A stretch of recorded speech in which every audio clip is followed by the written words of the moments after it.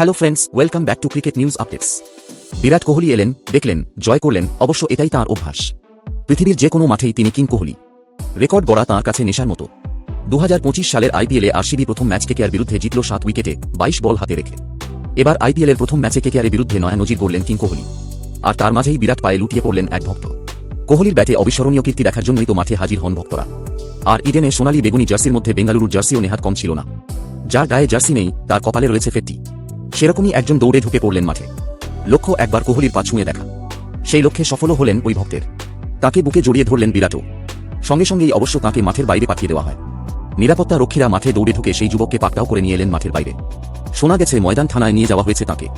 এমনিতে কেকেআরের বিরুদ্ধে বিরাট কোহলির ব্যাটিং রেকর্ড বেশ ভালো। এই ম্যাচে নামার আগে 34টি ম্যাচে 962 রান, আর এদিন অপরাজিত থাকলেন 59 রানে। তবে রেকর্ড গড়ার জন্য অত দূর যেতে হয়নি। 38 রানের মাথাতেই নজির গড়লেন কোহলি।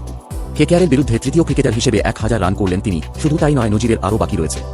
আসলে শুধু কেকেআর নয়, আইপিএলের ইতিহাসে 4টি দলের বিরুদ্ধে 1000 রান করা প্রথম ক্রিকেটার হিসেবে উঠে এলেন বিরাট কোহলি। সেই 4টি দল হল চেন্নাই, দিল্লি, পাঞ্জাব ও কেকেআর।